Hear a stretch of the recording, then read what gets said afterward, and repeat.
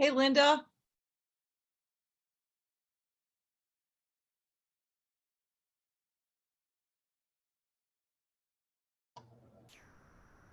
Hi, Nancy. Hey. How are you? Good. I love your background, the beach and the palm tree. I had never used a virtual background, but I was playing with the settings since I was early, and I thought, this is where I feel like I would like to be right now. Yeah, me too. Oh, How have you been? good. Good. How about you? Doing good, crazy, busy, but Yeah, I know. Me too. It's like it never ends. I have more going on now, even with the pandemic. So it's all good. Makes things interesting. Yeah. Yeah, it does. So thanks for letting Diane do a couple open houses for you. That's great. She was supposed to do the one on 21 Willow Ridge, but she broke her arm the night before. I know. I actually ended up recruiting my husband because I'd already told the seller we were going to have it. So, oh, wow. but Okay. she did do leads. I had this rental that I sold these people years ago, and we've had 3 long-term tenants in there. The last one was there over 4 years. The one before that was probably 2 or 3, and I'm just to the point where I don't want to be bothered with tenants anymore. So it's just, you feel like it's kind of like a game of cat and mouse. You have to ask the right questions to get the information you need to make a decision. And I think there are a lot of people right now who are about to get like evicted, kicked out, or behind on their rent. Yep. And they're trying to get into something new Yep. before the thing is lifted so that people can get them out. So, and their credit gets trashed. So it was horrible. I first put that on the MLS and I got emails and phone calls that just would not stop. So I asked if anybody wanted, and both Faye and Diane said, yeah, sure, send them my way. So every time I got one, send it out. Yeah, there you go. I just listed a single family house in Riverside. Well, I haven't even put it in the computer yet. And I have a 1-bedroom, first floor apartment. And previous to that, I had a second floor in the same unit. We got at least, I would say, probably 300 emails. Oh God, it's like they come at you from everywhere. I know. And the dregs really come out, It does. Yeah. And then phone calls. It's like I'm still getting them. I took this out of the system probably 2.5 weeks ago when we did leases. Yep. After all the nonsense, this is one of the leads that I had sent her, but you know something? I was glad that we got a decent tenant. Yeah. Yeah. I'm still getting lead calls on this. Yeah, me too. Me too. Yep. And hi, Terry. Hello, how are you? Good, how are you? Hi, Terry. I like your background, Lynn. Hey, Nance. I like I've never used where I want to go today. Try one. Yeah. Hi, Connie. There's Connie. Hi, Connie. I see my little bubble head. How you doing? Connie, your video's not on. She never puts it on. Well, oh, okay. Never. We want to see your smiling face. Oh, you can feel it, can't you? Yeah, I can feel it.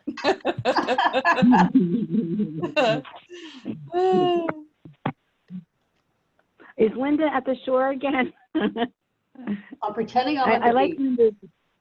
You're at the beach? I'm pretending I'm at the beach. I like that. I could put my background on and show you the color of my office. It's just. I like your beach. I like that. I like the palm tree. We do these with Buffini's group for our quarterly meetings, and a lot of people use the virtual, and I thought I was on early. I may as well play around with it and see what I could come up with. Nice. Looks nice. Nancy, how's your hubby? He's okay. Yeah, and nobody else really knows what happened. Oh. Yesterday, I'm here, and I'm on the phone with Sue from our office talking about zip forms. And my husband's, we have a 3-car garage with a 2nd floor and a 3rd floor. And my husband's up on the 3rd floor putting insulation up for winter because he's like over the top with this stuff. And all of a sudden I hear a crash and help me. I'm like, oh my God. He fell through the floor. Well, not all of him fell through the floor, only his leg. And he sliced his arm open on a nail. So, great. Yeah, so we spent like 2.5 hours at urgent care. Well, I sat in the car while he went in, and he had 13 stitches. Geez. Unbelievable. Yeah. Did he have to get a tetanus shot? Did he have to get a tetanus shot Just for the the Yeah. knee? tetanus. No, he got a tetanus shot. Yep. And it's his leg. It's like, when you were a kid and you fell off your bike and you skinned your leg on the, your knee or whatever, Right. the whole side of his Right. leg is all like skinned. Of course, Absolutely. today he goes, he's helping his friend build a dock. He's like, I'm fine, I'm going to go. I'm like, oh my God, Mal, you should just at least rest one day. But nope, he went and he did what he did. So he's okay. Yeah. But listen, he's lucky. He could have broke his hip. If he came through the whole floor, he could have really hurt himself bad. Yep. But Hey everyone.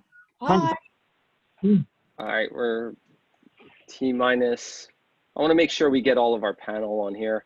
And then I'll introduce everyone. Let's see. And I'm not sure who. So some people's profiles might be different depending on the computer they're on. So if I ask you who you are, don't be offended. Okay. Not sure who Shannon Lutz is. So maybe somebody's using their spouse's computer, something like that. Let's see who we have. We have on here. All right. So for those of you who don't know, we're on a small meeting here, or a small group in the mid. Well, the one that says sales at Gerald DP, that's Gerald Picklack. He is the broker owner of Remax Reliance in Souderton. Gerald was nice enough to join. He's done a lot of these already, and Gerald's extremely experienced. That's why I put a little bio next to everybody on the email I sent out, so you guys can get an idea of who the information is coming from. Okay. So we're still at 10:59. Did everybody get the email of kind of how the flow of this meeting is going to go? Yes. Okay, perfect. So what I will ask, and I'll ask again, is if everyone can mute until I call on the person to speak, because we anticipate anywhere from 15 to 25 people being on this. If you hear a lot of background feedback, it's going to be very difficult. So I'll remind everybody again that as well. Did everybody get my email? Well, did the panelists get my email? Just kind of a quick review of what's going on. Did you guys get that email? Yes. Yeah. Okay, good. Yes. So we have, the way I'm anticipating this, and we have roughly an hour of content as far as asking panelists how they handle things, what their strategies are. And then from there, we're gonna put it out to the group to ask questions. I may stop at like 45 minutes and give 45 minutes of Q&A, depending on how long people go. So try to keep whatever advice and whatever points you're doing. Let's see, I'm gonna mute some people here. Student material pickup will take place. Chris, could you mute yours? In the bus lanes. All right, I just got a new laptop. I was trying to figure. What's that? Okay. Somebody else's. That's all, it just says 9/11. All right, so I'm gonna mute. Gerald, did you invite anybody in? Let me unmute you. I'm sorry, I just unmuted you. Yeah, I Hey, see. Gerald. Hey, John, how you doing? Thanks for the invite. Good. You see, Thanks for joining us. you're welcome. You're welcome. Yeah, there's a couple people here from my office. It looks like Shannon, Daryl, Diane. Perfect. I wanted to ask that because I didn't realize that there could be some people that I don't know. So I don't know if it's the screen name's different or if it's somebody in our office using somebody else's computer. All right, so let me make sure we have our panelists, and then we'll start as soon as we do.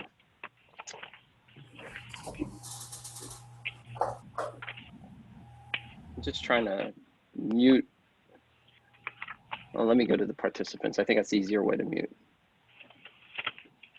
There we go. All right. So I see, okay, Karen is in, so Karen's here. Let's see, who else do we have here? Still, I think the only panelist I'm still looking for is Andy. So I have. Yeah, I'm here. I just don't have it. I'm here. Can you Oh, hear me? Andy. Okay. Yes, I do hear you. Okay, perfect. So we have Andy. Karen Niv is Belladonna. That's her screen name on there. Okay. So a lot of people don't have their, some of you guys are screen shy, camera shy here. It looks like, let's see who else we have. Okay. I think that's pretty much it. So Andy, I think you're the 856, 313. 313956. Yep. Yep. Got it. Just so I know. All right, perfect. So everyone, welcome to this. This is like our first Zoom mastermind that we're doing at RE/MAX 1. I'm just going to moderate this, and we're going to try to get as much insight and opinions and ideas that we can, some strategies dealing with today's market. As I mentioned, for those of you that didn't get the intro, I invited the broker owner of RE/MAX Reliance, Gerald Pigklack. If I say your name wrong, Gerald, I've known you a long time, but I apologize. Gerald in on this, and he is one of the panelists. I figured I'd give a little bit of a different perspective for somebody out there in the Souderton, Harleysville area. And I think it's interesting because there is a big rush into the suburbs. Obviously, we all know that. We're experiencing that. So you have the western suburb of Philadelphia with Gerald's office, and then you have the direct suburbs of Philadelphia. You have a little bit of an exodus, but also influx of people coming into Philadelphia. So we have agents in our company that have experience with that. And then you have South Jersey market, which is a suburban market of Philadelphia, that a lot of people are flooding into South Jersey. So that being said, you know, we're going to talk a little bit about what the strategies are. You know, how do agents handle this type of market with their buyer? How do they handle it with the bidding wars they're about to approach? And it can be your perspective of how to prep your buyer for this. How are you prepping your buyer for this kind of market? You know, how intense it is. Because, you know, we all know buyers' expectations may be up here, and then all of a sudden what can be delivered is here, and that's where people get dissatisfied, and that's where sometimes the success doesn't occur. So that's something that I think starts at the buyer consult or is revisited as the market conditions change. Because some people may have been working with somebody through COVID, and then all of a sudden, hey, what the heck? It's totally different now once we got out of COVID. A couple things. In Pennsylvania, we use this a lot, but in South Jersey, they're starting to see more and more of it. Escalation clauses. If you want to chime in about how you use an escalation clause with your buyer to gain a competitive advantage, please do so. Obviously, I talked about coaching the buyer, so we'll ask you guys these different questions. How to maintain buyer confidence. That's another one. I was talking to my neighbor. I'm not representing her daughter who's buying a house, and she's very discouraged because she's been losing out on every offer they've been putting in. So how do you maintain buyer confidence so they still stay a client of yours and they don't get too let down during the process? And then how are you dealing with the listing agents and their little tactics we look at as the buyer side, but for the listing agent, we may be utilizing them. These tactics of coming soon or off market, any of those things that agents are using, I know Gerald loves this one. Best and final by tomorrow, these things like that. Like some of us don't like these tactics. So, you know, give an explanation of how you go through these things. How I'm going to start is we're going to start with one speaker, and then I will move to different speakers on that, on those topics. Okay. So to start, I'm going to start with Gerald. Since you're new, and you've done this, I'll bring you into this. Gerald, how do you guide your buyers in a bidding war? And what types of tools do you use to get buyers prepared and to give them an advantage on winning an offer in a market like this? Oh, sorry, I have to take his mute off. And if you're going to speak, try to just, if you can, take your mute off. Perfect. Oh, good. You can hear me? All right. Can you hear me? Yes. All right. First off, let me say what a great looking group you guys got here. And what a great broker you got here, John. John's always trying to do things differently and better than the rest of other brokers. That's what I appreciate about John. That's why I've gotten close to him over the years because I like his perspective of running this office and representing Remax, which is the best brand in the industry. So thank you, John. Thank you. So yeah, that's a loaded question there because there's a lot of different thoughts on that. I recently held a Zoom meeting with our office here, and we came up with what we thought were the top 10 tips for winning a deal for your buyer. So we had a lot of discussion, and then we tried to agree on what are the top 10 things. So maybe I could share a couple things that some of our group came up with in this meeting here. And, I think the first thing starts with prepping your buyer with what your market conditions are. And that changes from year to year. Things you're talking about this year were different than last year, were different than the year before. And this year it's competitive. It's very, very competitive out there. And, so I think, one, you got to set yourself up for success in the first place. And probably one of the biggest things out here, and I think salespeople miss this point. If you have been in the business for a little while, maybe you're used to it, but it's building that relationship with the listing agent. And, you almost need a psychology class on how to do that with some of these realtors. But if you can get them on your side, you've got a better shot than if you just send them an offer, email them an offer, no phone call, no explanation, no anything. And because putting a face to the offer gives you a slight advantage. And we're looking for these little 5% advantage here, 5% advantage there. And I've even gone old school, which maybe you guys aren't familiar with this, but delivered an offer in our office in person, or gone and met with a person with an offer digitally and in writing, and just to try and build a connection with them to see what we can do better than the other people, so that I know I have a shot, or I at least have a door open through negotiations because of the relationship I have with that person. Like, here's a good way to have a bad relationship with me. Give me an offer on a Friday morning and give me until 4:30 to respond. It's the end of the month and I got a bunch of closings. You didn't even tell me you were going to give me an offer. So I hate to put the listing agent under pressure. I don't want my offer to ever be something that's going to pressure that person to get back to me, or maybe make them mad when they open that email. So it starts off with just giving them an adequate time to review their offer. You can't push anyone to go faster than they're going to go in this market. So I get these new agents that give me 8 hours with an offer. Hey, you don't even know what my schedule is. How do you know what I've got going on the next 8 hours? I have time, and that person needs to make a decision. I mean, have any of you guys sold a house recently and been through the stress of selling a house? John, you're good at buying them. Have you sold anything recently? I have. I mean, it's stressful. I'm selling my mom's house in like 6 months, and I'm hiring a company Andy recommended to handle all of her move because I don't want to do it. I don't want to deal with it. Yeah, and it puts your family under stress. You've got to make a decision, and it's not as easy. When you're in real estate, it's not like selling a pair of shoes. You go to checkout and boom, you're done. So sometimes families need time in making their decisions. And remember that when you're a buyer's agent and you're writing these offers. We're in a human business. We're not, and you can't force your way to get your offer through by bugging the heck out of the listing agent or giving them unrealistic deadlines. That's the very first thing that I try and coach my agents in. So that's Gerald, quick question on that. When you say you deliver it, how do you successfully physically deliver that to the listing agent? Well, most recently, the last time I did that, it was for a good friend. He had to buy a farmhouse. It was adjoining his additional parcel. There was some land that was not transferred during a previous sale, and this thing went to foreclosure. Let's just say he had to get it, or he was going to lose some of his existing purchase on his neighboring property. This is Upper Bucks County, out in the farmland out there.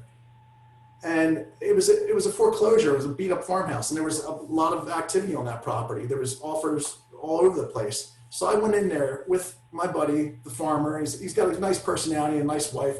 We went in there. I went in there with a deposit check and a copy of the agreement, which I'd already emailed to her. But we went in there with our deposit check saying, look, we need to get this property. I brought in these folks in so you can meet them and see what their situation is. But we just wanted to ask 5 minutes of your time to explain our situation, tell you a little bit about ourselves, and just build quite frankly, once you meet someone face to face, it's like getting that first time buyer in your conference table or in a Starbucks for face-to-face meeting. They're going to stick with you. And if you can get that buyer and seller to make a connection, I don't usually present an offer with the buyer with the buyers with me, but in this case I brought them with just to try and close it. So I went over there and she said, this is a little unconventional. I said, I know, but I want to make sure that you and I have open communication because I really need to get this house for my clients. And it did. That meeting solidified the deal, even though there was 8 offers. She knew who my buyers were. We knew who she was. And let's just say we never put pressure on her. It was just relationship based. But so if you don't know that agent, probably the best way you can get a little close to them is ask them some advice. Ask them some advice. Hey, is there anything else that you need to get this offer done? You know, is there anything I'm missing in here? I want to make sure you've got everything possible. And, you know, putting them under pressure doesn't work. And if you can schedule a face-to-face, hey, I'm just dropping by with my escrow check. You know, I know it's not due till 5 days after the sale, but I want you to realize we're real serious about this. Yeah, if you get it faster, I mean, obviously I'm a listing agent with 10 offers and I have an escrow check in hand, even though it's waiting 5 days and it's a large deposit. I'm going to tell my client, look, we got skin in the game right now. So it looks better. Yeah. So how do you, all right, so let's say, well, let me first go to the rest of the panelists, and all the panelists know who you are. Does anybody have anything they want to add to Gerald's approach there, or their own approach? Nancy, Andy? I make sure all the buyers are ready, like they're pre-qualified, all their documents are in with the mortgage company, and they almost have like a credit approval already. And I counsel them too and tell them what the market's like and prepare them and tell them I'm going to have good communication with them 24/7 and, you know, be their new best friend. And just that's what I do. You know, you made me think of something. In Jersey, everybody knows. So those agents in PA may not know that in New Jersey, there's a lot of attorneys get involved in the negotiating. And Ryan Andrews brought this to my attention that one thing you have to be careful of, I didn't realize this, how attorneys are changing verbiage of a contract. As a listing agent, so Nancy's saying getting everything well prepped for the offer. If you're competing with 10 offers and you have, let's say you have an attorney that's handling the side, like during attorney review, as a listing agent, and I've told this 3 times on competitive listings that I had, I got an attorney revising the contract. And I called the agent up. I said, look, I'm just going to tell my clients not to go with this, and I'm moving to the next offer. I said, I'm not dealing with changing the contract verbiage during multiple offers. And it's funny because Ryan Andrews was telling me this. He had an attorney handling it for his buyer. And the attorney you ever see when attorneys cross out that the listing agent is not allowed to communicate with the lender? Yes. So the listing agent killed the deal because of that. Which I don't blame them, because just as you were saying, and I think I would want to communicate with the lender, because if I'm selecting one, because the pressure, and going back to Gerald makes a good point. Think about, some of you may not handle a lot of listings, but if you're a listing agent, I want the offer that's creating the least amount of pressure on me and my sellers. That's right. And he makes a really good point with that, because I selected an offer recently on one in Philly that had 10 offers. A deal fell through. I went back to the 10 that were there remaining. I didn't even go to active, and I got every one of them except for the one that fell through to come back. And I went with the agent that provided the most detail, the easiest path, the most communicative, like everything that was easier. And I said to my client, all I have to go by is what the agent demonstrates. And this is what she's demonstrating. And he said, well, she's the puzzle right now. She's the master of the puzzle. Let's go with her. And so I think that's great insight there. But I think, yeah, the financial aspect, you're saying you prep them really well as far as like how you present how qualified they are, how much of a slam dunk this is, right? Yep. I find out about their jobs, do they have good jobs because of COVID? I verify deposit, have you let them know that I verified income and money, because that's all important, especially today. That's a good point. So let's walk through. Let's say that you guys are submitting an offer and it's your buyer and they go in and there's multiple offers. I'll flip the script a little here. And what if you're going to the best and final day? How many of us have experienced best and final? Like everybody's doing it, right? Yeah. Every day. So how do you position your buyer to win a best and final that's likely going over asking, but you can't justify that as going over asking? Andy? So first of all, whoever the first gentleman, Gerald? Yes. Gerald, thank you very much. You gave me more ideas in that first 30 seconds than I just wrote a slew of notes out of what you just said. So thank you. I appreciate that, the input. And Nancy, I also want to thank you, because what I forget, frankly, after 35 years of doing this, is the humanized part of it. For anybody who knows me, knows I'm not warm and fuzzy, and I don't pretend to be warm and fuzzy. I take the business very seriously. So Nancy, you are like one of the best at doing that, at humanizing the buyer and making it real. And so that always works with me. I mean, I might not portray that, but it actually always works with me as a listing agent. And unfortunately right now, I have more buyers than I possibly would want. I'm actually a listing agent.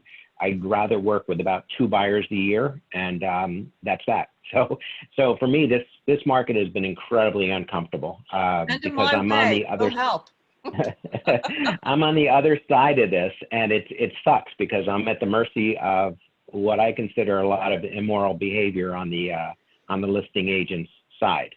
So to answer your question, so I just wrote down some notes as far as like the basics. So I would obviously, I don't know why agents feel compelled to put $1,000 deposit down on, a $400,000 home. I think it's just stupid.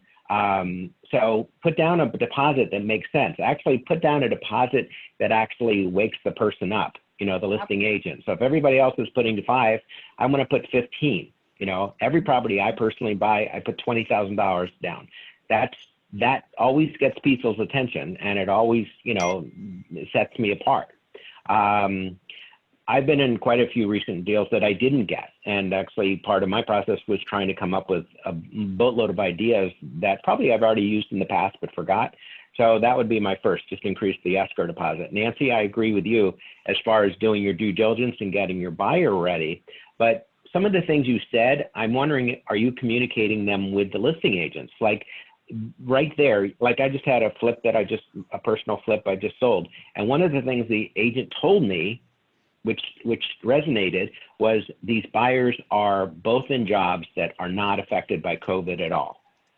That was really important. And so I sometimes forget that I need to tell the other agent, the listing agent, this buyer is a nurse, this buyer is a doctor, this buyer, never stopped working during this entire period of time. And I need to strengthen the deal. The other thing I tried the other day that honestly, it didn't work, but, and I was a little bit more than upset about it in a best and final, is make the deposit non-refundable. If your buyer is 100%, they're going to get a mortgage. They know they're going to get a mortgage. They're 20, 30, 40% down. And whatever that is, just make the deposit non-refundable. What's the big deal? So that might be, again, too much risk for many buyers, but for the deal that I was in, it wasn't, $10,000, it just wasn't meaningful to them. They wanted the house. Unfortunately, it didn't work, but so that's definitely something that you can play on. The other thing is, and again, I used this the other day, I removed the contingency for the mortgage, period. And again, that might sound a little bit dramatic, but the fact is it was a $460,000 home. They were putting $250,000 down. There wasn't a question whether they were going to get the mortgage, and I knew their father really well. And I said, if they don't get the mortgage, will you give them the mortgage? And he said, yes. So removing that completely makes it a cash deal. And so there is a percentage of buyers who would be willing to do that. Another thing I wrote down was basically a clause that says you'll accept up to X dollars of inspections on the buyer side. So, sort of like the short sale addendum. You'd have to obviously write it correctly, but it's basically saying, listen, the buyers will take the first $2,000 of any home inspection issues. So that could be something that could potentially work.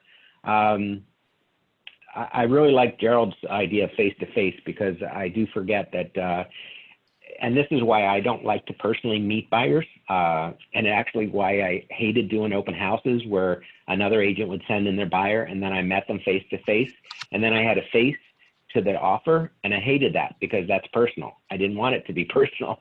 So a lot of times those agents, that buyer got the property because I knew who they were. I chatted with them, you know, I liked them. So I think that that was really huge. The other thing too that I just wrote down, and again, I'm not a big, I don't know about you guys about these letters, these, I don't know how to call them, letters of empathy from the buyers. Do other people use those? Do you guys use those? Letters of endearment? Yes. Yeah. Hey, John, I can weigh in on that. So I encourage all of my buyers, especially first-time home buyers, or, you know, there's some sort of story. It's really corny, and I'm sure as a listing agent, Andy, it's kind of annoying because everyone is doing it now, but, you know, we've been doing it for a while, and it's made the difference not only in multiple offer situations, but then also when it comes to negotiating home inspections.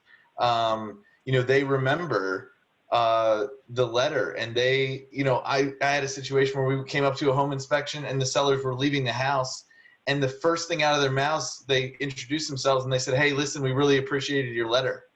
And it seems crazy, but people have an emotional attachment to these homes. And when they get this letter, it's just, you know, I phrase it as it's an introduction. Hey, the buyers wanted me to pass along this introduction. You know, they explained themselves better than I could have, or whatever. But on the seller side, sometimes, you know, if they're deciding between multiple buyers, they would rather have, instead of a black and white offer, they would rather know who they're selling to. And, you know, as business people or whatever, maybe it makes no sense, you know, just take the best offer. But that's not how everybody operates. A lot of sellers don't, and you don't know if the seller is going to make an emotional decision about selling their home. They certainly make them about buying their home. And sometimes it works on the flip side. So, you know, at least, you know, trying to tie somebody like Andy into these people, or the sellers into these people, sometimes it works, sometimes it doesn't, but it's worth the shot. And then I remember Capri had an instance where, you know, the sellers had lived there for like 40 years, and there was the heater needed repair. There was a CO2 level that came up during the inspection, and the sellers remembered that the buyers were going to move in and start a family, and instead of getting it repaired, they just replaced the whole boiler because they didn't want this new family going into a house that was potentially dangerous. And so, you know, they went above and beyond because of the letter that her buyers wrote. So, I mean, and there's countless examples of when this has been helpful. I've never seen it really where it was, you know, if you have 5 offers and they all have letters, okay, maybe you don't distinguish yourself, but maybe your buyer's a teacher and the seller is also a teacher, and they connect with that in some way. Or like you said, like now, like if you're a nurse and you're selling to a nurse, you know, or frontline essential workers, who knows what the connection will be. But we definitely encourage all of our buyers to do that, because the possibility is very real that there could be some sort of assistance to your buyer. So can I ask the listing agents a question? So as listing agents, how do you feel about these letters of introduction? So I mean, I'll start. I agree with, I think a lot of them are occurring right now. And I was going to expand on this. So if it has a letter, I'll send it over to the client. But if I'm dealing with 10 offers at one time, it's a little cumbersome. I might send the letters over. But and again, I'll just explain how I do it. And Andy, maybe you do it a little bit different. I email my client with a summary of every offer, like offer 1, offer 2. I don't even put a name in it because I don't want my client to be accused of equal housing or anything. I actually depersonalize. And when I have 10 offers, and I just go offer 1 terms, offer 2 terms, offer 3 terms, offer 4 terms, and I go down the whole line. But I just came up with an idea, and maybe some of you were going to share this. In today's world, if you're going to do the letter and you want to create from Gerald in person to Andy admitting that as a listing agent, it does make a difference, to Nancy personalizing it really well from the buyer end and Neil personalizing it in a letter. Why not do a video for your client? Say that.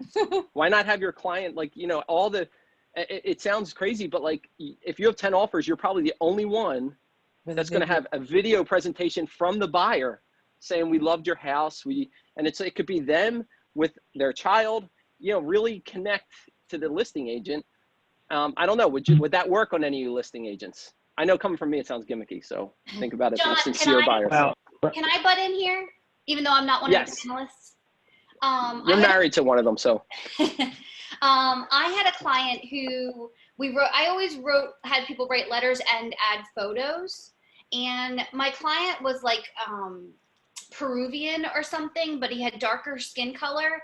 And he could have swore that his offer didn't get accepted because it was a community. So never before or after had my clients felt that way, but I stopped like pushing the fact of adding photos. If my clients feel compelled to do so, I do include the photos, but I would say that one client one time had a feeling like his picture hurt him. And I would echo the same feeling. I think that people have letters. It's a young couple with like a little baby or a little dog. That's like, oh, it's so cute, it's so nice. But then you have a single person who's 65 years old. It doesn't have the same message. And that's just, we're humans. We judge, and the sellers are going to judge. I think that's a good point you made. Yeah. So let's move on from the personal touch, and let's ask. Okay, so we're trying to win these offers, and I mean, I've been involved in a lot of these. I don't know. I have a couple moving out of Philly into South Jersey, $300,000 to $400,000 house. Last 3 houses we went offers on, I'm not even joking on this, 40 offers on the first house, 30 plus offers on the second house. And then the third house, he said multiple offers, and they're all run by teams that are mega teams. You can never get the team leader on the phone. He's an enigma. So you have to go through his listing coordinator or whatever.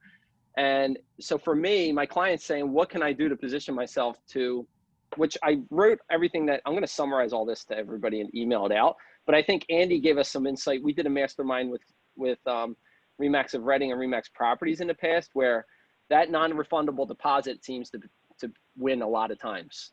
So now, Andy, I know who I'm losing to in some of these offers that I'm dealing with.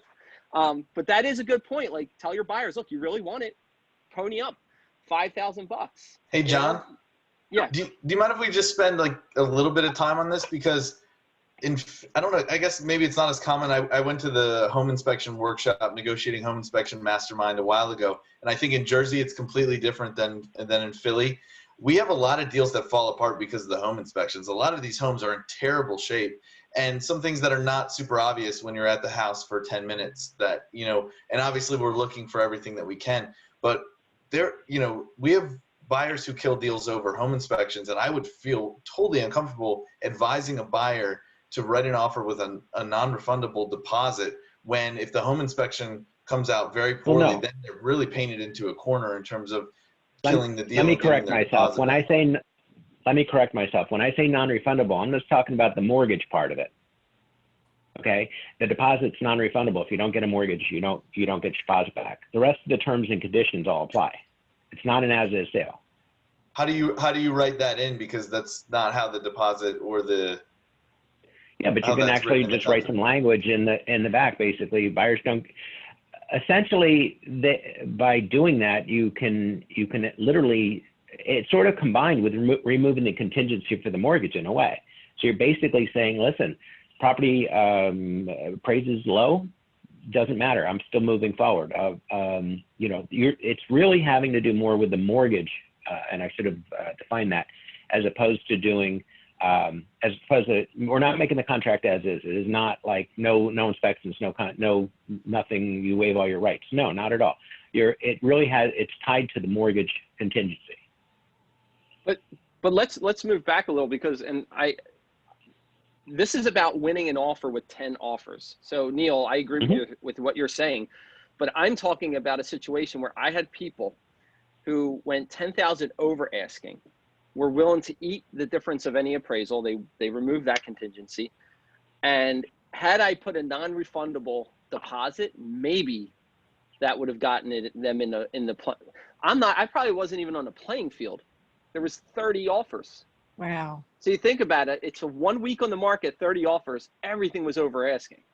So, I think, And I've heard people do that before where they give a non-refundable deposit.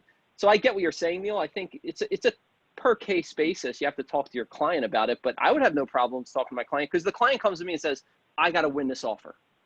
All right. If you're willing to put all the chips on the table, this is what I think you may have to do to win the offer. We can go this way, or we can offer like this and run our chances.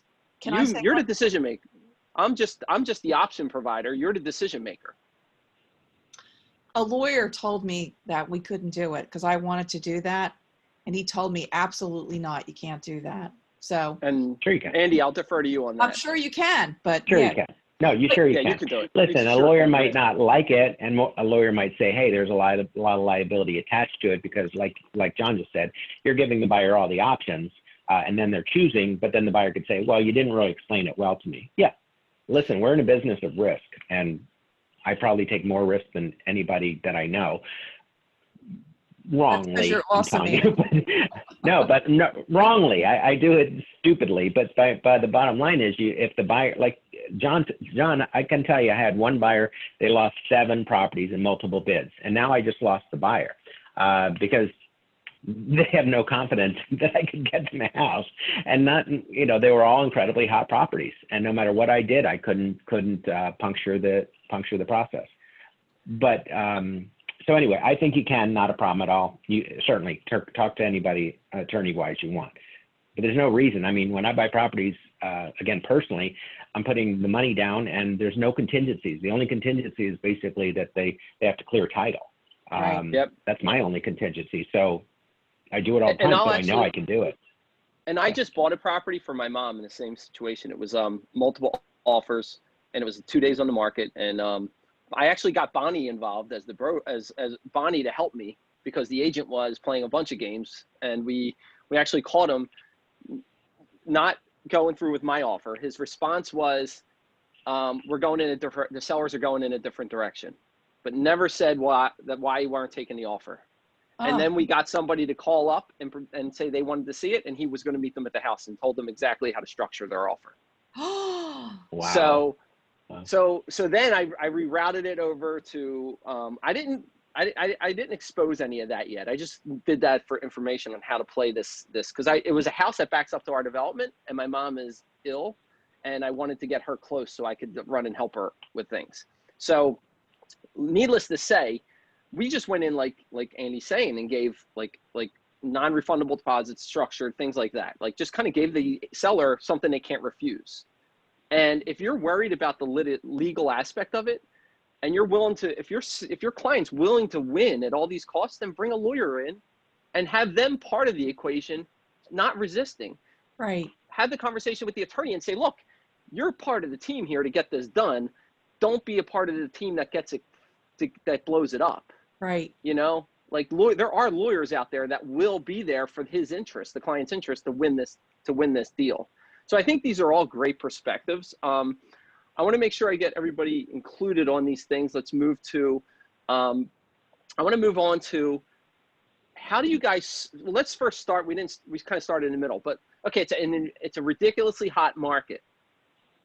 You have a buyer consultation. A, how are you prepping the buyer for this market?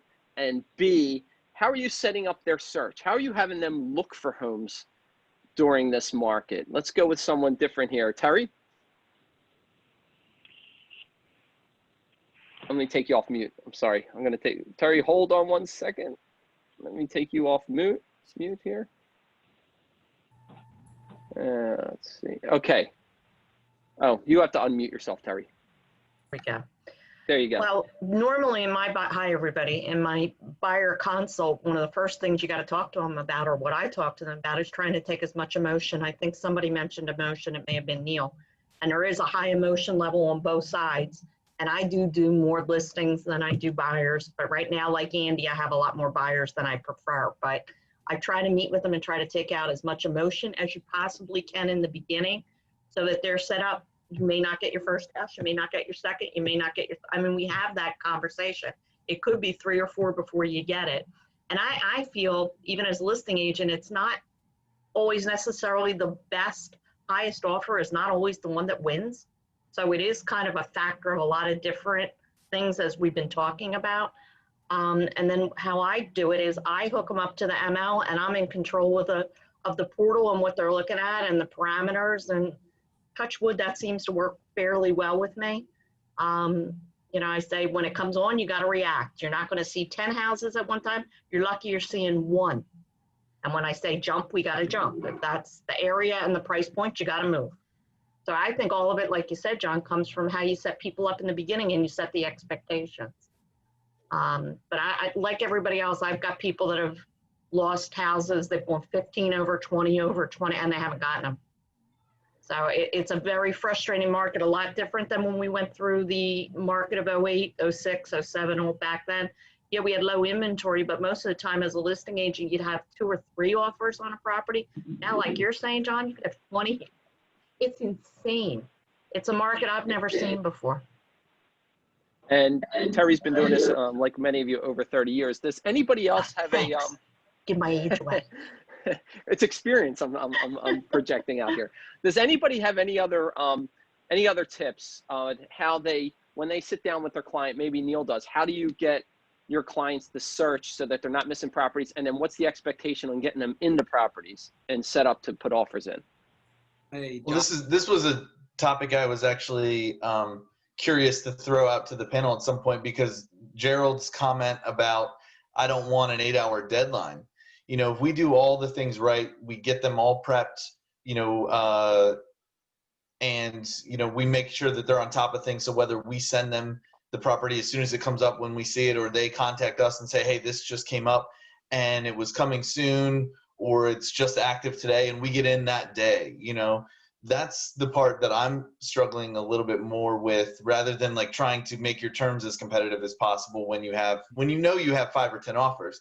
But when you're the first one in, you know, that's the one where I've been struggling on how to advise the buyer and communicating with the listing agent. And to Gerald's point is like, some of these agents, I don't know, this is so funny because every time we talk to the Jersey people, I feel like there's a level of decorum that they have that in the city we just don't have. These there's a lot of jerk agents that don't respond, don't tell you the truth. So, you know, they'll tell you that they don't have any offers, and then, you know, they never respond to your offer, and then they say, oh, we took a higher offer. I said, well, we didn't even know. I was trying to reach out to you, never heard back. You know, we were the first one in, and then they didn't even give you a chance to respond or counteroffer or give you a best and final. So, you know, one of the things I wanted to see is, you know, how are you competing when you're the first one in? You've seen the property on day one or whatever, and you write that offer and you want to get it locked up before they get, you know, another 3 offers. You know, aside from creating an 8-hour deadline, you know, trying to win that way rather than having to go into a 5 or 10 or 20 offer, multiple offer situation, trying to be first in and lock it up, I think sometimes would be, but that's, you know, sometimes it's difficult. I guess it is mostly to do with the relationship with the listing agent. But, you know, even if you do everything correctly, you get them right in, you write the offer right away. It's like, well, now the sellers are like, well, there's a lot of activity, a lot of requests. Maybe they kind of ice you. Where they don't accept your offer right away because they're expecting maybe multiple offers. So trying to lock it up before they get the multiple offers was something I wanted to maybe throw out to the group. Does anybody have anything they want to add to that? Yeah, John. Chris Rossmeyer. Yeah, John, one of the things that I did recently, I've been in the same boat as you with several of my clients, where you put an offer in and you have 5 offers minimum for each time. I started putting together my own letter to the agents, and if I don't know them already, kind of give them my resume, say, hey, this is what I'm committed to. I'm going to be giving you commitments on time. I'm giving you a buyer that's pre-approved. I have 3 pre-approvals from different companies, just anything I can think of that's going to help my buyer get their deal accepted. I always do escalation clauses now. You can't put an offer in without it, unless you're going to talk to your client about going way over asking and paying the difference of an appraisal. Right now, we're waiving certain contingencies. Anything that we can think of in order to get a deal accepted is kind of the line of thinking that we're going about now. So let me move to escalation clauses real quick. Has anybody had any resistance from listing agents receiving escalation clauses? On occasion, I get quite a few agents that say, listen, my seller wants a best and final, no escalation clause, because, you know, the real estate agent doesn't want to do the math of this one goes 1,000 over this one, and this one goes 1,000 over this one, and this one goes 500 over that one. They just want one number. They don't want to confuse the seller. Has anybody experienced any of that? Sorry, the baby's screaming. I think that John, can I answer? and Berkshire Hathaway must have had a seminar at some point. Must have had a seminar at some point where they like wouldn't allow for escalation clauses, because it seems like it's only Berkshire Hathaway people who are like, oh no, we won't accept any escalations, because they want to squeeze every penny out of one of your people. So I know that when I'm dealing with Berkshire, like, I know to ask ahead of time, or sometimes I don't ask and I just send it over and see what they do at that point. Yeah. But it seems like it's just them that I've noticed. How about Andy? You were going to say? Well, I'm that dark listing agent who doesn't want them. So, so again, always taking from my vantage point as a listing agent, I think they're a bunch of bull. I actually think I think that if someone wants to make an offer, then they make an offer, and they make it for what they want to make it for. And I think I don't know how to really address this. I don't really think it's a fair way. If there are 10 offers, I think an escalation clause is sort of like, yeah, we offered this, but, you know, if push comes to shove, we'll offer that. And so I would rather see, I don't like them, so and I rarely accept them. So I basically say, just put in your offer. And it's not a matter of me not wanting to do the math. It's a matter of me is everybody should be on the same playing field. And to me, that's sort of a tool that is not a fair tool. I just don't. Well, there's no transparency, Andy. There's no transparency on the seller side. You're shooting blind from the buyer side, so we're not on the same playing field. You know, like the reason you're doing that is because the seller side is not transparent. You don't know what the other offers are. So if you knew the offer was whatever and you wanted to outbid them, it's not a classic auction where we know exactly what the other bids are. So I think to level the playing field is the reason that you have the escalation addendum. I think Neil makes a good point. Like, auction sites are essentially escalation clauses built in. Right, exactly. So let me just speak to it. And so let me tell you what I think is really, if I have a property, and I generally do this with my as-is sales now, but if I have a property that I feel that we're listing maybe on the sort of edge of the market, meaning on the low end of things, and I know that I'm going to get 5, 6, 7 offers, whatever. What I've been doing, which is working really well, which I would personally hope that every agent would do, but they don't, because of some of the bad and unethical behavior that's happening right now. What I do is I say, listen, I'm putting this on the market. I don't even want to, you want to put a bid in for, whatever, that's fine. But I'm going to keep this property on the market for 7 full days. 7 days. Then we're going to open up all the bids. And of course, I've got my seller's permission and I've explained everything to them. And then we're going to open them up and see what came in. For me, because the reason I do that mostly on the as-is sales is because buyers shouldn't have to be pushed to look at this property in 15 minutes, try to make the determination of all the things it needs. They should be able to get contractors in. They should be able to get time to do their due diligence. I literally wish everybody would do that same thing, because honestly, it results in the best possible result for the seller, because everybody's got a fair shot at it, and it allows the buyers to have plenty of time not to have to be out to that property when it was listed today.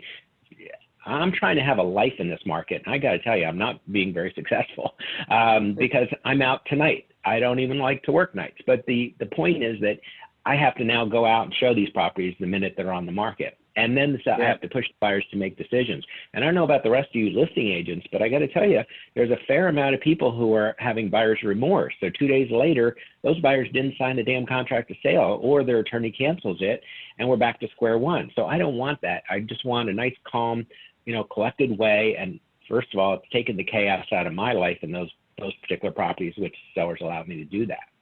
But back to these escalation clauses, I'm sure we could talk about this for 2 hours straight. Yeah. And I'm unfortunately forced to use them now because everybody else is using them. So in order to compete with you guys, I have to have that. And I think it may be something to learn from this is that, and it all goes back to kind of how Gerald started this off, is the personal aspect of trying to get in touch with the agent or the listing coordinator and finding out what the listing agent prefers. Right. Because it is all going through the listing agent. And if you get cocky with the listing agent and say, well, put it in front of your seller, it's not about you, I think that might be a bad approach because You're done. you know, Right. the seller's hiring the listing agent. The seller doesn't want to deal with this. So, Steve. I got something for you, John. So this Oh, is sorry, Steve Hall.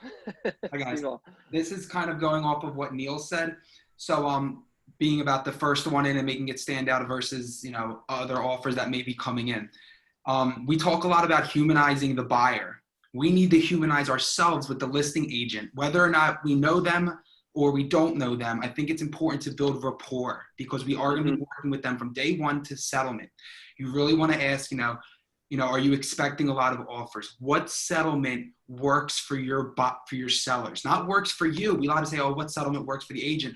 Bring in the humanized part of the seller, whether it's, you know, people that own the property and they live there, or whether it's someone who's an LLC, you know, renovating the home. You still want to make them like part of the deal, not just the agent. I think that's very important, finding about a settlement date. You know, deposits obviously are very strong, but I like to find out what works for you, because if you're the first offer, I always say, you know, highest and best goes a long way, but put your strongest offer first. Don't have to make yourself do more work because you're going to be running around with other buyers and other listing agents. Put your highest and best offer first, whether it's an escalation clause or whatever, put the highest in first. And I think that will go a long way. And what I like to do is, and I want other people to butt in too. Well, we're going to hold off for questions in like 5 minutes though, Right, because yeah. I want to get through the rest of the topics. How you put your offer together matters. And what I mean by that is, I personally, I know some people might have other ways of doing it. I like putting my offer together with each document separately versus one that's like 65 pages. That's just me, because I like knowing that if I click this, this is the agreement of sale. If I click this, that's the buyer's financial information, versus all the documents in one. And then I also like to put the offer together saying in the email, kind of like in like a bullet point, agreement of sale, escalation clause, like just so the agent, if they have 12 offers, they're not going to want to click like 12 different PDFs that are 70 pages, find the escalation clause, find the appraisal contingency. I think it really matters how detailed you are and the rapport you have with them from the beginning. That's just how I find that organized is better. It'll make you stick out for your buyer. I have a question. Perfect. I have something to say about escalation clauses. Terry and I talked about this because I had somebody that wanted to put one in. And there's a lot of really stupid agents out there. They're putting escalation clauses on an FHA offer. And if the house doesn't appraise FHA, then they're out of the game completely. So I always think it's better to step up to the plate right away. And like what Steve said, put your highest offer in and you know, hope it's going to be okay. So let me move into a quick direction, guys.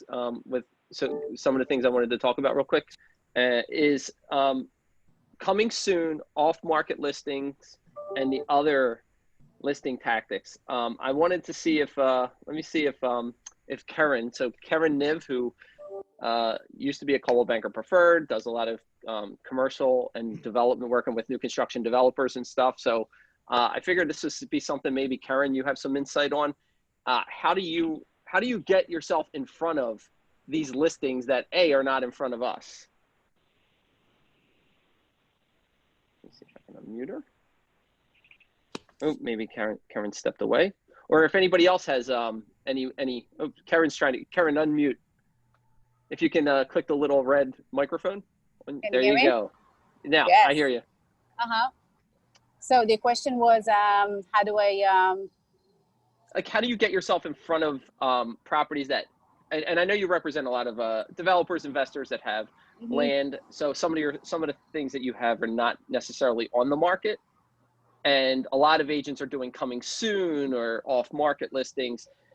Is there a way is there a tactic you have to get in front of these that are essentially not for the public? So I think it's just that if you put in front of the client the opportunities and the time and the needs for and the lack of inventory, and you emphasize on the need and the value that they can create with the additional incomes that they can create. And you just tell them, you know, let's give it a try. Let's test and see what is you could create. And these days, it's probably something that will be open to. I feel like, you know, people are not quite sure where is the market is heading, and the uncertainty of how the market is shifting. It's giving them an opportunity to see what is and be open to those possibilities, if that makes sense. Mm-hmm. Do you have a network of like do you have interpersonal relationships with agents that you reach out to consistently, or like how do you, on maybe let's say there's some off-market properties that you want to get a buyer of yours interested in, how do they even come on your radar? I guess you know, is there any insight into that? I think it's a constant, if you keep in touch and close connection, and there is more of a personal approach, that you keep them always within the loop of the new things that comes up. It's about networking constantly and know what are the needs, the specific needs of your client, and you open up to see where can you connect the buyers, the agent, and the seller. So it's kind of you keeping yourself in an open network. Okay. Because you come from the commercial end prior to this, and I imagine not everything's easy to find on the, it's not like going on the MLS and saying, oh, here's a property. It's, yeah, they're not on the MLS. So those are more stuff than they're off market. And I think that when it comes to a developer's land, and projects, since the city was closed and there were not offices or zoning building permits that were approved and everything has been delayed, it's a little bit different than residential market. You just have to create those opportunities. You just have to be able to see ahead, 2 steps ahead, and the needs. And go after it, I guess. Yep, that's what it is. You just have to go after it and create a connection, and just bring them an awareness of what is it that we are lacking, and what is it that the clients are missing. And especially when it comes to new construction, and you're looking in a 6 month from now or a year from now. And those are the things that we are kind of trying to pursue in the prediction of how does the market is shifting in specific areas. I'm talking specifically in Philadelphia more than New Jersey. Let me ask you, let me move, I'm sure everybody's interested in this question. Where do you see the market going in Philadelphia? Where does your investors, because I know you're dealing with investors that spend a lot of money in development. Yes. Where do they see it? Definitely we see the shift outside of the perimeters of the city, a specific city. The concentration still sits near the hospitals and universities. There is more and more towards Germantown area. The smaller, where they can actually create more of a niche of more space for, it's not an artist, but it's kind of going back to simplicity and creating their own space. But I definitely see that there is the movement is happening outside of the city, where you have more space to develop row space warehouses that they're still in affordable areas.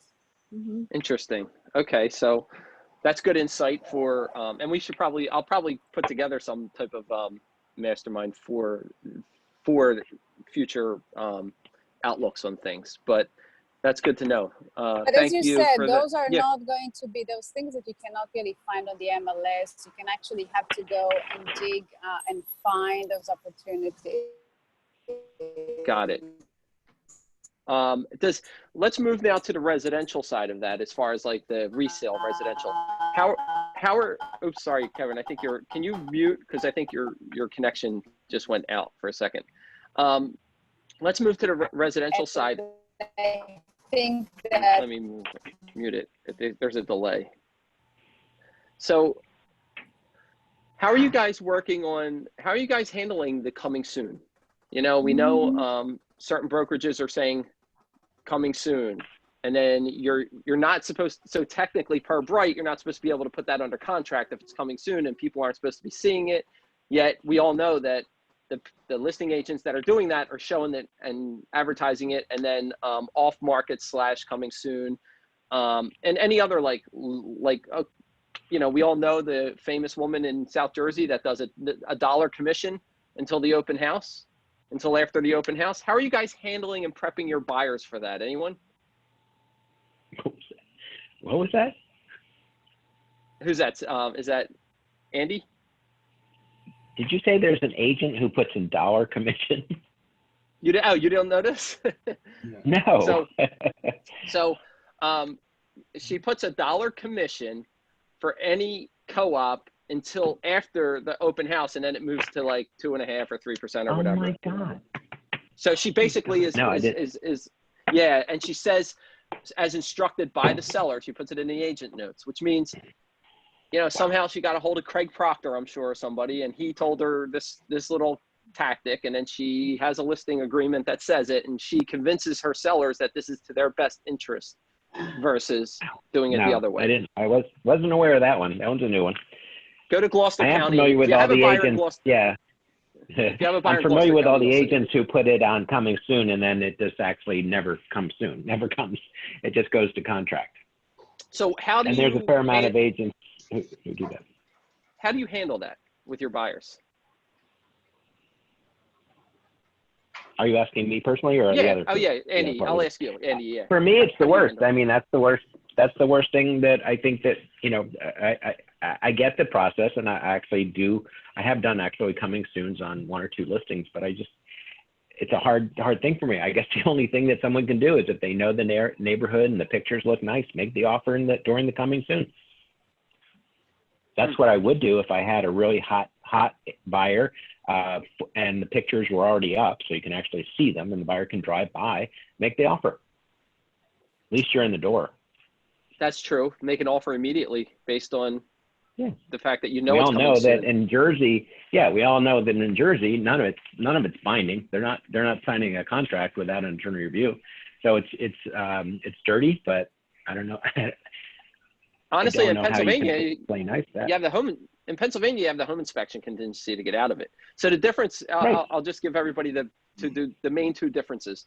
In PA, if you put an offer in sight unseen, or like Andy's saying, it's coming soon, I just want to get in and put an offer in. If you put that in Pennsylvania, you have a home inspection contingency to bail for whatever reason you want, right? In New Jersey, the home inspection contingency is not read like that. It's read where you have to give the seller the right to cure. So they have an attorney review period to kill it. So Andy's right. So essentially in both states, you can kill the deal once you get in and get it accepted. So that is a good approach. We pretty much hit all topics. I want to reach out now to anybody on this Zoom now. Anybody can open up now for questions of anything we spoke about or anything we didn't speak about. So if you do, you can either raise your hand on do we have the raise the hand tool working? I don't know if the raise the hand tool is working, but if you want, you can just speak out, and then I'll just try to pick one if 2 people speak at the same time. John, anybody have any? Yes. You mentioned the escalation clause. I've not used that. I have not used that, and just got 10 offers on the property. It just feels like that you should tell the rest of the agents making an offer that there is an escalation clause in there in case they choose to do the same thing, rather than leave everybody hanging. You're saying as a listing agent, they should say that there's an escalation clause as part of the mix of the competing offers. I tell them there's 10 offers out there, but like I said, there was one that's an escalation clause that is substantially over the asking price. Yeah. So I think it would encourage other buyers to say, you know what, maybe we should go up a little bit more, and throw an escalation clause in there also. Any thoughts on that? Anyone? Yes. Just thoughts on this escalation clause, because you could discuss that with the buyers if your sellers had your permission, but I would really talk to your sellers about any disclosure, what the other offers really contain, just to make sure you're on the same page when representing them. But keep in mind, these escalation clauses, contrary to popular belief, you don't have to agree to one single term on that clause. Just because it says you must give them all this stuff, you can crumple that thing and throw it away in the trash as long as your sellers haven't signed it. So as a listing agent, I love escalation clauses. Everyone just told me the top line they're willing to take, they're willing to pay. Exactly. And I don't have to adhere to one thing on that clause because my sellers didn't agree to it. They just proposed it. That's the one thing that I never use them with my buyers, never, because there's just too much of a gray area there. But if a listing agent, you just showed your hand and you made my sifting through the offers to find the one that's going to pay the most and is guaranteed to close. Those are the two things I'm looking for: pay the most, guaranteed to close. You made my job a little bit easier by at least I first go to get everyone's trying to figure out what everyone's top end is before I figure out which one is the best offer, because sometimes people are willing to come up more, but by giving me an escalation clause, that helps my job as a listing agent get to the bottom quicker. Gerald, I would agree with that. I got an offer $25,000 was escalation clause above anybody else's offer. There were 7 offers. So instead of saying, hey, this escalation clause is black and white, it's $1,000 more than any other offer, it didn't go to its maximum. So we just went back to that buyer and said, hey, would you do X dollars? Would you give us, and we weren't greedy. We didn't go for the full escalation, but we went in the middle somewhere and said, would you go for this price? We'll take your offer right now if you accept this. So we just counter offered in the middle of their escalation clause or towards the top end and got the deal done. So, I mean, you can, like you said, leverage that all day long. I would disagree with the integrity of asking for best and final. If I'm the listing agent, I ask for best and final, and then I renegotiate you after that. Like, you either are calling for best and final or you're negotiating us. This gray area in the middle where you're trying to squeeze the buyers just because you have multiple offers and because maybe you have the leverage. The fairness of that, I think, I don't agree with that at all. I've had people do that, and it's like, well, you're either asking for my best and final or you're going to renegotiate my best and final offer. Like, it's not a best and final then if you're going to come back and renegotiate. When you're comparing, you have to compare, though, I think, in my opinion, you have to compare, like, you have people waiving inspections or bringing so much money. So that it's not an equal to equal with the best and final. We're talking this about the purchase price. Somebody has played their hand that they're willing to go to a certain amount if they need to. And so maybe they wouldn't get their offer accepted because the $1,000 more doesn't really justify somebody else. It doesn't compare equally to somebody waiving inspections. I'd rather have somebody waive inspections and get $1,000 more. So I think that it is, I mean, hey, it's not about fair, it's about representing your seller. And so the seller ultimately decides how they want to proceed. I mean, so I feel like that's something that you can do or have a discussion, because what terms do the seller want that's highest and best in regards to the whole big picture of your offer? Well, to the whole point of this discussion about, like Andy saying, non-refundable deposits, or, having a $1,000 escalation doesn't cut it for me. So if we're talking strategy and using an escalation clause, what's going to make the seller choose your offer over another if the terms are relatively similar? So I think a minimum of $2,500 on an escalation clause, maybe $5,000 on an escalation clause, because maybe the other buyer's a little bit stronger, or maybe that they might be, let's say, their inspection contingency short or whatever. Maybe they have better terms in some way. But if you're $5,000 more, it's going to be hard for them not to choose your offer. So we talked a little bit about escalation clause, but in terms of strategy, a 1,000 or 500 or 1,500, to me, that's not enough from a seller standpoint to choose your offer over another. It's got to be at least probably 2,500, 3,000, 5,000 more than the next highest offer for them to say, okay, this is the clear-cut winner. And I think when it's a best and final situation, that's why you do this, because yes, all the terms will be different, and then the sellers choose the best one. They decide what they think is most important. So that's why, you should just be able to submit your best and final with the escalation clause, and that's it. There's a lot of fuzziness. I mean, you have to, like with other agents you're working with, co-op agents, not all agents are thinking the same way. I mean, even in this panel. And so you have a rookie agent or agent doesn't know how to write the offer. I mean, I think 3 of the 4 of those offers were only $1,000 increments. And it's like, yeah, like you said, that's kind of like nothing. $1,000 is nothing. And so those agents should lose the deal. That's why we're here, trying to see how we can win and be better agents. Those rookie agents that don't know how to write a good contract should not win the deal. So that's why, we should have the advantage. The listing agent shouldn't go back and go, oh, poor rookie agent. No, they should choose the best offer. Well, you're, again, representing your seller. And so in my situation, I'm giving an example of, we said, kind of just basically increased their increment. We said, hey, would you come up to 7,000 or 6,000, whatever number it was? I forget exactly the number, but And the agent, obviously I'm talking to the agent on the phone, not the buyer, says, hey, that sounds like a good deal. We'll make that happen. And he goes back to the buyer and the buyer agrees. Is that unfair to other agents? I mean, it can be. You don't have to be fair in your response to an offer. You can't discriminate, but you can be unfair if you think that offer is going to put the seller in the best position, or the seller thinks it's going to be in the best I position. was fortunate because they eliminated the home inspection clause too. So that being the highest, but again. Stephen, was yours a, Stephen Hoover, was yours a bank-owned property? No, it wasn't. No, it was an estate sale. It was an estate sale. Got it. Because, and there's also the dynamic of the type of seller that you're going to be dealing with. Like, Stephen, how do you work? I'm glad you're here, actually. So for those of you that may not know, Stephen works with a lot of REO properties over the years. He has a long history of it as a representative for REO listings. How do you handle, as a listing agent, escalation clauses with bank-owned properties? The ones I deal with do not accept them. They go with the highest and best offer, and that's it. And even if one comes, they choose one, and if the next day I get another offer that's higher, they don't take it. No, most of the bank properties I deal with, they just go with the first offer. They've chosen one, and that's the one they want. The people had their chance to come in higher. They lost. Now, is that the asset manager that makes those decisions, or is it just the system that you deal with in the REO banking world? Well, no, it's the company. Most companies do it that way. Got it. Maybe one or two companies out there that will say, bring us all offers. Naturally, I have to call up and tell them or submit it, but they feel that somebody comes in fair, highest and best, and they're 5,000 over, they're honest about it. They really want the property. So they don't want to deal. They don't want 5 or 6 phone calls saying, I got another offer, I got another offer. Boom. They got what's comfortable for them and they take it. Interesting. I'm glad we had that. Yes. John, I got to be jumping on another call here. I'm scheduled a little tight. But that's okay.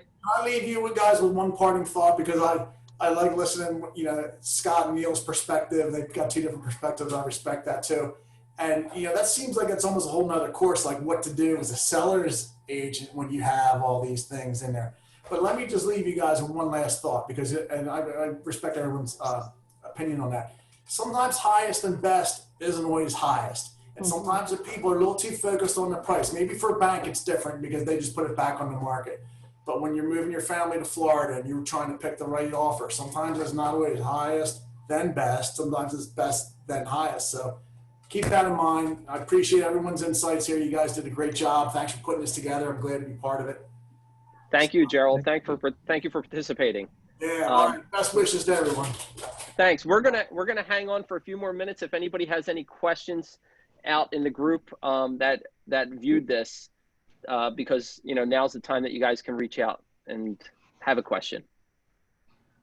I actually have a question. I wanted Stephanie, to pose a little bit. I have buyers right now that we got under contract. The inspections killed it. They need a lot of seller's assist, and in this market that's really tough. So does anyone have any thoughts about best way to approach that? So I would probably lean on some of the listing agents here that a strong pre-approval is number one. I mean, go through the whole process from beginning to end, not just somebody that ran a credit, their income verification, and there's mortgage representatives out there that will do that. When they hand it to me, all you got to do is give them a promise. Boom, they're approved. We get these things pre-qualified, pre-approved, and I call up the company and said, well, yeah, we ran their credit. Okay, well, did you do anything with their income? Well, yeah, they said that. Well, as soon as they say they said, that's like a knife in the heart. Did you go through all the way through the process? And naturally, I think you have to come up with a strong offer. But then on the other side, you could go over an FHA deal, and then what do? Are they willing to pay over? Right. So it's catch-22 a little bit. Yeah. Anybody have any, Nancy? I can answer her question. There's a lot of free money out there. Like in New Jersey, there's the first-time home buyer $10,000 program. You can use that for closing costs. Sometimes the seller's willing to pay the closing costs if you offer over? What about us maybe giving a little bit of our commission, reducing our commission so the seller can pay back? Steven's like, no. I don't agree with that. Well, actually, I'm gonna purchasing a car for me or a house for me. I'm gonna dive into what Nancy. I didn't even think I have this on my itinerary. Is I just rejected grant offers. I don't want anything with a grant. I mean, I have no idea of the economic stability of the government right now. And those grants are provided by the government. Somebody gave me an offer with the Philly First grant, and they just came out publicly and said that if you're anything after August 27th, the grant is cut. I'm like, is this agent even aware that he's submitting offers for somebody that the grant program doesn't even exist anymore? And you know what? He got mad. He flips back out at me and he says, we already accepted an offer. And he said, well, you know, I don't need, he has enough money for it. I don't need that. Well, then you should have put it in when we said we're reviewing all offers on this. I can't like go through this back and forth. And Stephen Hoover will appreciate this. It's an estate sale. So much like the owner, and this is the other dynamic people have to understand, I think, is the sellers. My sellers, their instructions to me was this: I don't want to get on the phone 20 times 3 days after the offer about an offer. I don't care about the money making from this house of my parents. I just want to get through it with the least emotion. Like, I don't want to emotionally invest any more into this than I have to. I just want to be clear cut, let you handle it, itemize all the offers, and we'll go with it, and that's it. Because it was an emotional process for them, and they don't care about the money. So it's funny because the beginning of this whole segment, we couldn't have scripted any better because it really focused on the personal connection with the listing agent and the human element and all of those things that I think are the driving force that we in the tech age now kind of let fall behind. And we're just like throwing offers out there without presenting any of the human element. Anybody else? I was going to say that one I just did, I listed it one day, I had 10 offers the next day. And part of the decision my seller made was because, number one, the buyer was pregnant. Number two, she wrote a beautiful letter about the home and her parents live in the neighborhood. So I strongly suggest, excuse my French, but no bullshit letter. And it was a beautiful letter. And the seller looked at it and said, you know what? This is it right here. So that was part of the deal. That's all. That's great. And it is nice to feel good about what we're doing, right? I mean, that's part of the added incentive of being in real estate sales.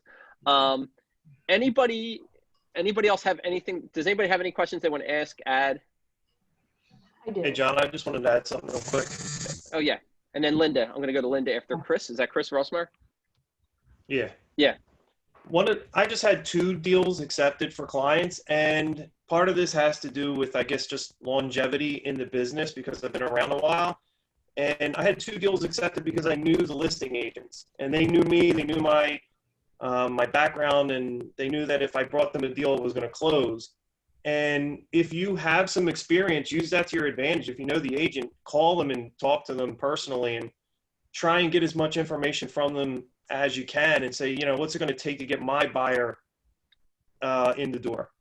And I've been able to get 2 deals accepted that way. That's a good point. And I think if you're on a team and you're newer, it's one of the benefits of being on a team. Use your team leader or a member on the team to get you that advantage. Linda. We were talking about escalation clauses, and I have never, ever done an escalation clause, but I recently had a buyer who was referred by an agent that I know in North Jersey. She's a Berkshire Hathaway agent. And we talked about the market here, and she had asked if I ever used an escalation clause. I told her no.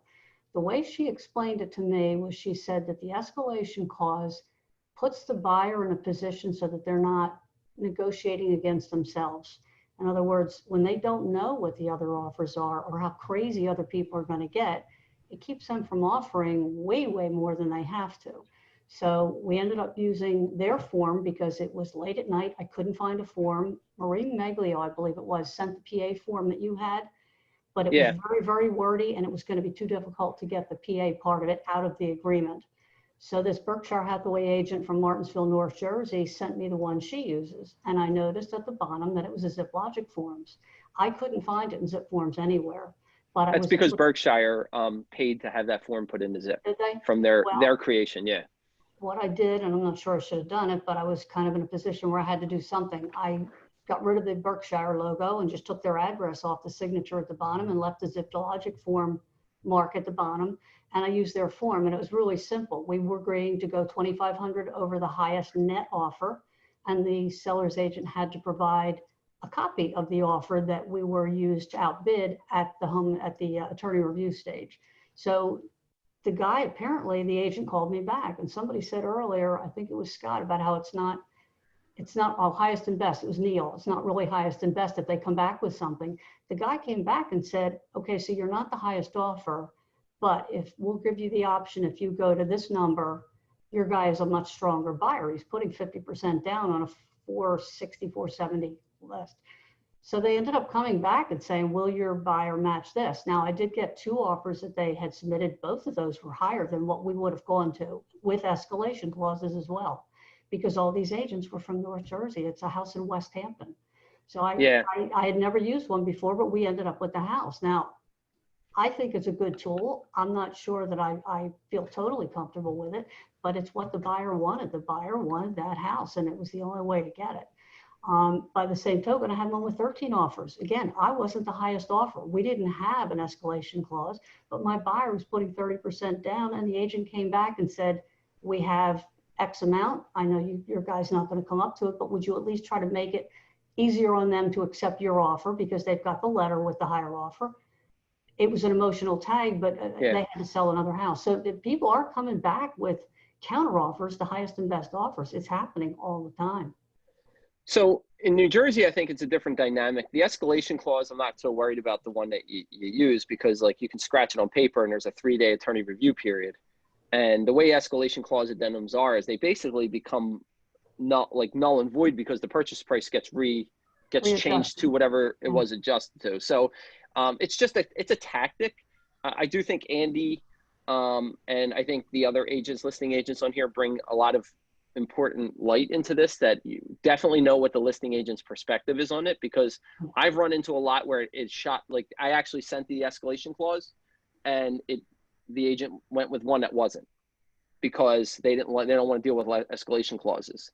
And my opinion on escalation clauses, we use them in Philly all the time, like for years. We've been using them for like, gosh, as long as I've been selling real estate in Philadelphia, 20 years. And the thing about escalation clauses are, I think what the agent said sheds a lot of light on it. They do help you prevent, as a buyer, you out negotiating with yourself.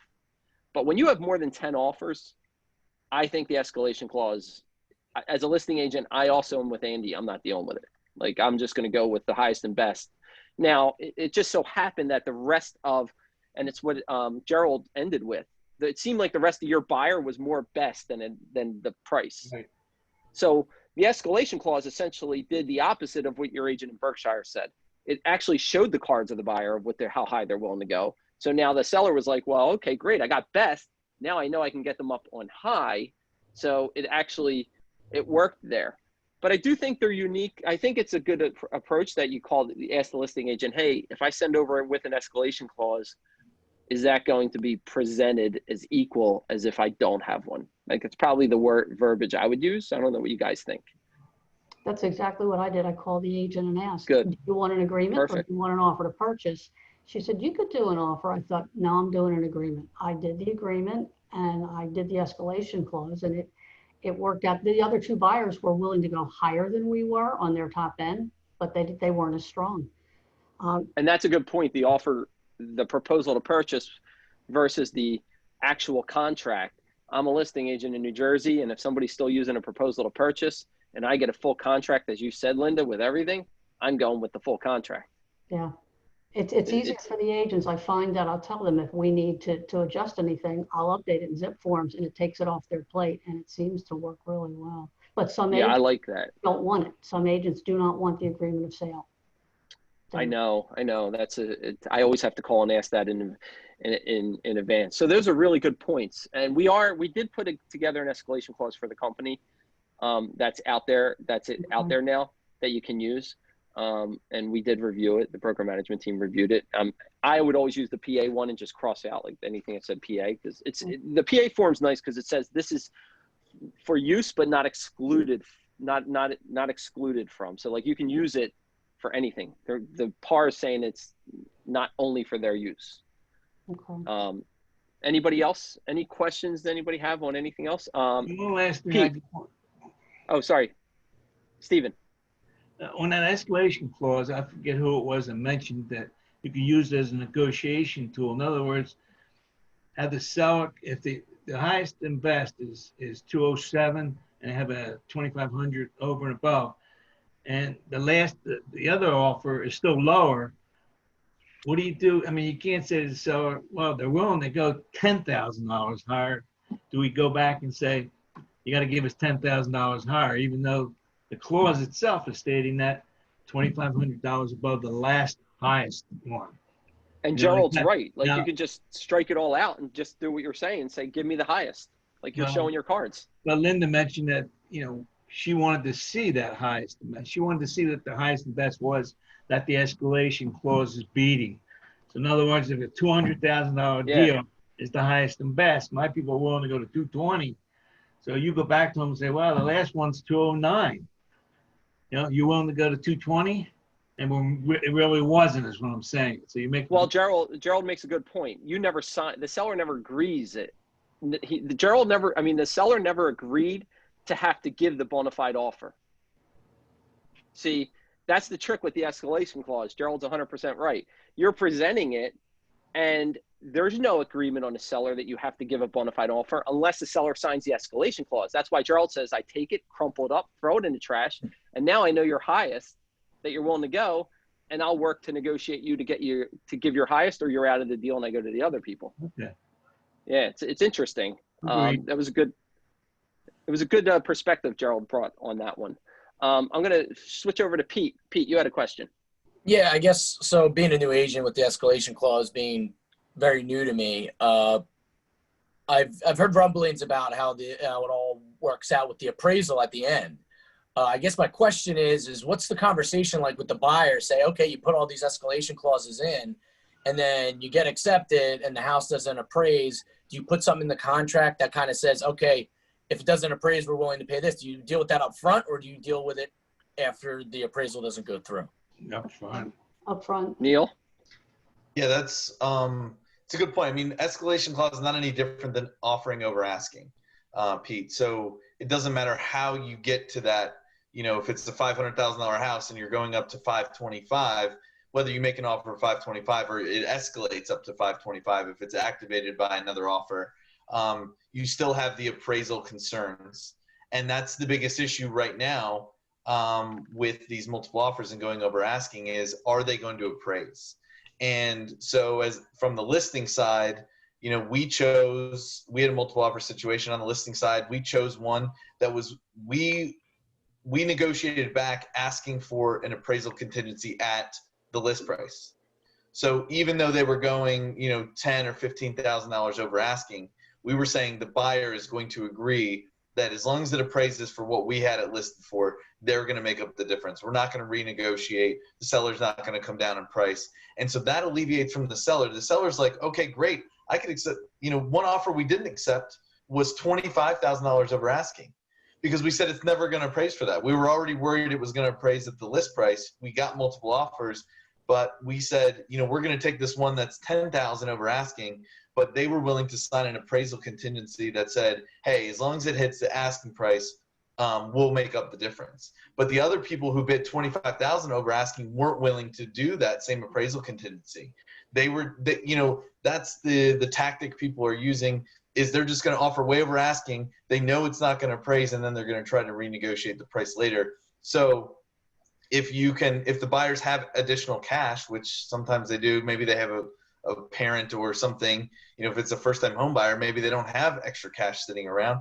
But that's one way that we would have been able to differentiate ourselves on the buyer side is if you agree to submit an appraisal contingency to the benefit of the seller that says, hey, we only needed to appraise for list price, even though we're going over. And if it doesn't appraise for the higher amount, and to Stephanie's point, when you have, you know, if you're going over asking because you have seller assist, you know, you put an appraisal contingency saying, hey, listen, we only, you know, hopefully it appraises for the full purchase price that we're offering. But if it doesn't, we'll make up the difference. And that's a way to differentiate yourself if you're going over asking in a multiple offer situation. And one thing we didn't talk about that just came to light in my mind was, you know, sale and settlement contingent offers, which almost are like, you almost can't even take somebody out with a sale and settlement. But I did get one closed on a tactic that I did, kind of along the ways of what Andy was saying. So I had somebody that was selling their house that was a for sure sell. It was in Cherry Hill, and they were buying in West Deptford. And I asked them, I said, you know, we're going to have a hard time keeping you in a deal with your sale and settlement contingency. And there was open dialogue. So all the things we talked about, I basically did. Open dialogue with the listing agent, became friends with them. What I did is I found out that their mom had enough money to pay their mortgage off. So I had the mom, so it was husband and wife, and only the husband was buying the second property because the wife doesn't work. So I said, let me run this scenario by you. What if you pay off your mortgage, we get your mom to hold the mortgage on the property, we do an arm's length transaction from the husband and wife to just wife. Wife retains the property, mom puts a mortgage on the property, pays off husband's lien, husband becomes free and clear of it, husband goes and buys the property. Well, we did that. And then when I sold the property, mom's mortgage got paid off. You got to mentally know how to present that, because that's not an easy, like, hey, let me just, you know, but we did that and both sold. And I ended up getting somebody who was essentially sale and settlement contingent into another property, and they bought that. And the mom only had to extend her money 30 days. So It was a pretty, so I guess the only reason I bring that up is, have the conversations. You know, somebody comes to you and says, hey, I have to sell my house and I need to buy that one. I need to sell this to buy that one. Don't just say, oh, you know, we're going to not be able to do this. Have the conversations with them. Say, well, it's really difficult right now. Have we explored all the options here? You know, that's just some food for thought. And that can be, you can always reach out to any broker manager or anybody in the office. Linda. Think out of the box. I have a very quick question, John. I am working with a very, very well qualified VA buyer right now. I haven't had a VA buyer in years. He's a police officer in New York City, and he lives locally with his wife 2-3 days a week, and then he goes back up to New York City. He's qualified at 300, and we just went 14,000 over asking, and then added the closing cost to that, and we were well within a reasonable range for appraisal. And I even sent a letter from the lender. They were perfectly pre-approved, and the lender can also approve them up to 300, and the house was below 2, just to give it extra oomph. Wow. What can I do to listing agents with, I mean, I explained, I called the listing agent. We've worked together before, but she must have had some really crazy, crazy offers. And I'm going to call her today to find out what exactly happened, and is there anything I could have done to make it better with you? Because we did talk and we had a great conversation. She knows my lender. What could you, Linda froze for a second there. What can Linda, I do? To increase the chance of that buyer from getting that accepted on a VA. Anyone? Andy? Steven? VA is tough. Well, first of all, I love the fact that she was willing to go backwards, and that's impressive, because my ego probably wouldn't let me do that. But I just love the fact that she would go backwards and learn. No, really, I just think it's fantastic, because if someone called me just like that, I would tell them what they did wrong, you know, or could have done better. I should say that's a better way to say it, because I love, and this is for any newbies on this telephone call. I love when agents tell me they're new. I will treat you so well, and I will shepherd you through the transaction. But you're being honest with me. What I can't stand is when people don't say that, and then they're new, and then they just make so many mistakes. So I'd rather someone tell me, hey, I'm new to this, but, you know, got a great buyer, and let's work through this. And that deal always works. So to maybe expand on what you were asking, Linda, I understand it's VA. And there was no other contingencies really, like, I mean, they're getting their home inspection. Would any of the options that they said, as far as like Andy said, like maybe, so you have the VA contingency, but maybe removing like the seller the buyer would cover so much up to the purchase price. I mean, up to the inspection, like remedy price. Anything like that? No, we didn't have anything like that in there. This house was as clean as I've ever seen. I couldn't. So maybe waiving the home inspection contingency, or putting up like a limit, like Terry. Maybe you can chime in on this. What do you put together? You have to unmute yourself, but you have to take off the mute. But what do you put together as far as when you're there? You go to increase your offer as far as a more desirable offer. You assume up to a certain dollar amount of the inspection cost, correct? Or you waive the home inspection. What do you do when you waive the home inspection? Depends on the buyer. I've had buyers that on a clean house that are willing to waive it. I've had other buyers that have said they're willing to cover up to $2,000, $5,000. Depends on what the house is and what it has. That's, to me, case by case. The one I spoke to you before about, you waived it up to unless there was any repairs over $10,000, you said, or something like that. Correct. Yep. That's something maybe, Linda. So Yeah. she waived the home inspection, but the verbiage in there, and Terry can always give you whatever she has for that, was unless there's a repair item that's above X amount of dollars, single repair item. A single item or occurrence, that would be over 5,000, 10,000, whatever it was, depending on the scenario. Okay, that would. And I think in your case, Linda, I would use the first responder type of buyer to get an advantage. I would actually, that's where I would come in and say, I mean, now we have a whole lot of things with people not liking the police, so we don't know. I don't know. Maybe thought, because Capri was lingering in my head there with that, but I'm thinking of myself as a seller. I mean, if somebody's a military, like a vet and a policeman, I'm kind of, I mean, contrary to the obviously public belief, I still think that they have difficult jobs, and that might give them some. I just had one on a townhouse in Mount Laurel where it was multiple bids, multiple offers, and the seller actually took a VA because of them being a vet. So Yeah, and I was just looking for connection anywhere, any kind of a connection. I mean, it was, yeah. And that's a good point to bring up, is looking for connections that I want agents can take away from this, is like, try, it's hard. I joke, my clients say, gosh, you must be loving it. You're making a ton. And I tell them, let me tell you, these are the hardest markets. As Andy said, these are the toughest markets. Because running by, I mean, from the listing side, I actually can't stand having 20 offers. Like, it's brutal. I have to dissect them, go through them. I mean, you see what's on social media where everyone does the, the number pointing in the back of their jersey because they put a house on the MLS and they have 20 offers and the agents think it was all them.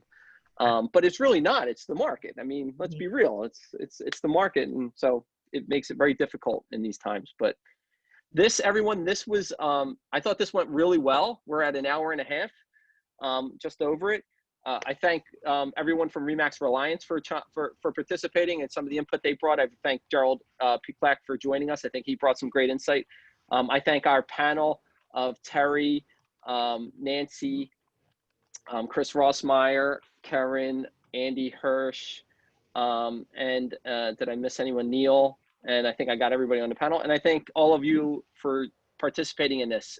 Hopefully give me some feedback on social media, on the Facebook, publicly. I'll also probably send out a little did you what could we do different? The idea, and I spoke with Gerald, and I have a couple other broker owners that I network with. We thought of putting one of these together a month that's on a current topic that agents are actually dealing with. It's not so much the scripted trainings that we do. It's more or less, hey, we're experienced agents. We deal with these issues. These are masterminds. Let's have one a month on this. And the new agents get to participate by watching and listening and learning. And this is recorded, and it's going to be posted to our YouTube channel and sent directly only for our agents to watch. Okay? Great. Thanks, everybody. Thanks, everybody. Everybody, Bye. happy selling. I talk to everybody later. Bye-bye. Bye. Bye.